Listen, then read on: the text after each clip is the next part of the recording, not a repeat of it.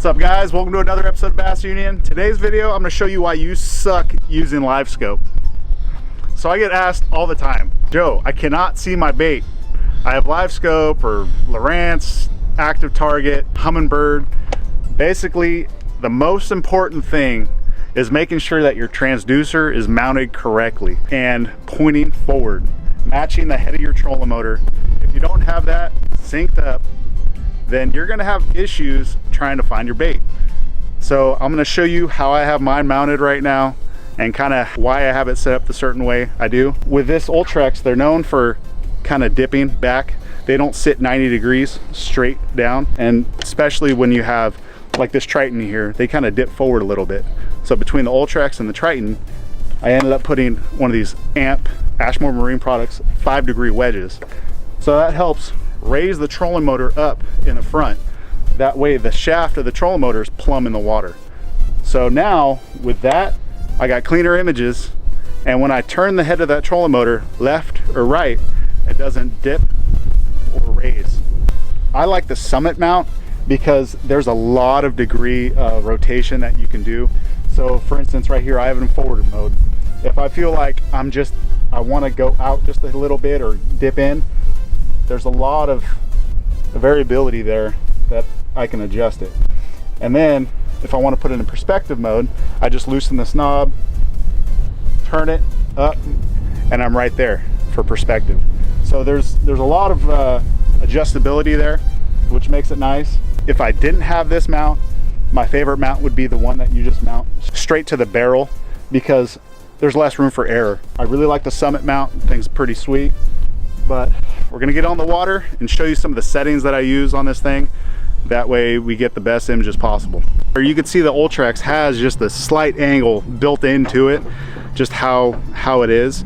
And then with this Triton, the front dips down just a little bit. So using that AMP 5-degree wedge, it helps kick that trolling motor and make it a little more plumb in the water. So you see when I'm in the front, there's obviously nobody in the back right now, but you get somebody in the back, the front will raise up a little bit. But basically you want that shaft as plumb in the water as possible. Because if it's not plumb, you can still get a nice parallel to the bottom angle with your transducer when you're looking forward. But once you turn it left or right, if you turn it left, it'll dip down, or you turn it right, it'll come up.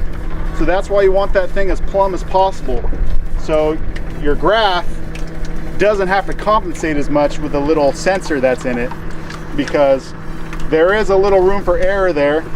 But if it's too much, the graph won't be able to do it. So you want to get that physically as close as possible to work, so then your graph doesn't have to work as hard. Now that we're on the water, I'll go through my settings and show you exactly how I have this thing dialed. Your gain, I like to bump this thing up to almost to where it's too much. See all this return that we have on the screen?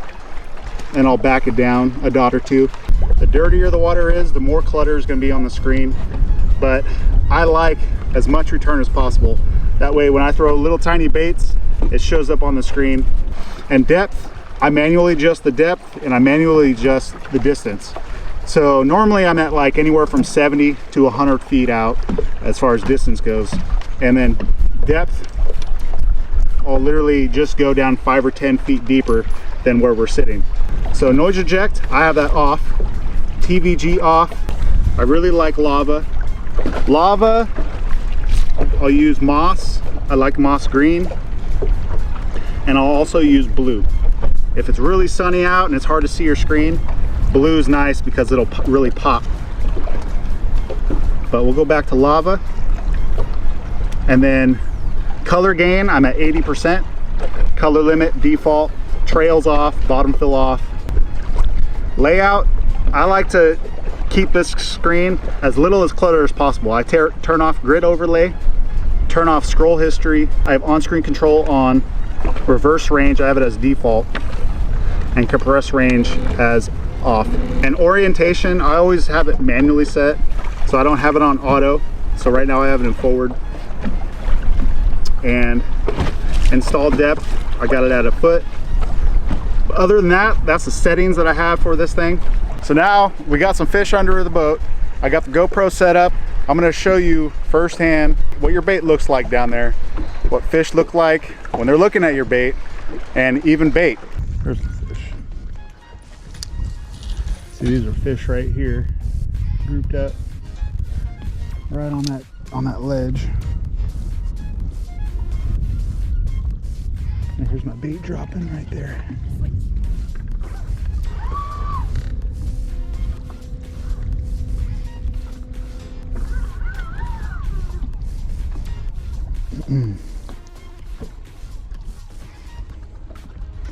I got fish looking at it right there.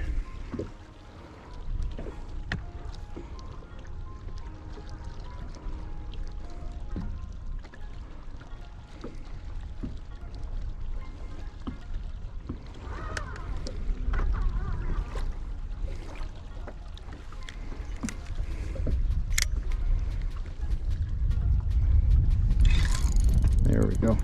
There's one. There we go.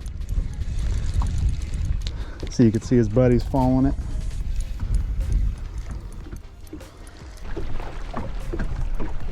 We got one using Livescope with the drop shot. Seeing these fish, they were hanging on this little ledge right here. Toss right to them, let it hit the bottom, followed it all the way down, and just kind of worked them. Little spotted bass.